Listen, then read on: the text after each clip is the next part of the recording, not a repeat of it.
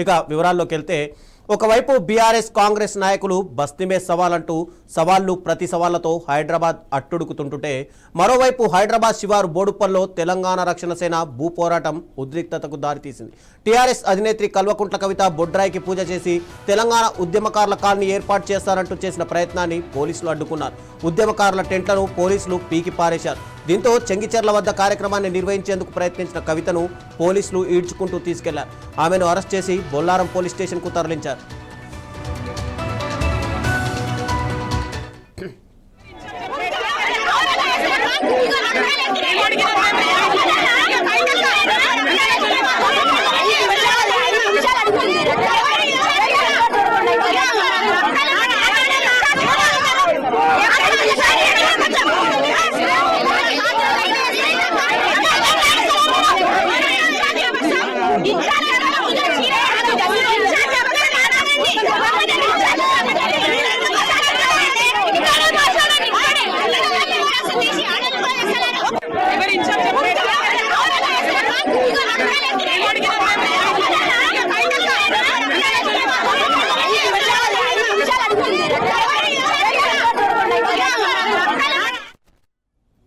కాంగ్రెస్ ప్రభుత్వ జులుంపై కవిత టీఆర్ఎస్ కార్యకర్తలు మండిపడ్డారు. తెలంగాణ ఉద్యమకారులు లేకుండా రాష్ట్రంలో కాంగ్రెస్ ప్రభుత్వం ఎలా ఏర్పడిందని ప్రశ్నించారు.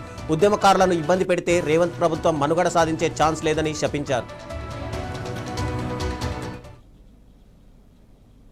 ప్రజలు తెలంగాణ ఉద్యమకారులు ప్రతిరోజు గుర్తించాలి. గవర్నమెంట్కి చాలా దారుణంగా గవర్నమెంట్ ఇచ్చినటువంటి హామీలే నెరవేర్చకపోవడం అనేది అన్యాయం.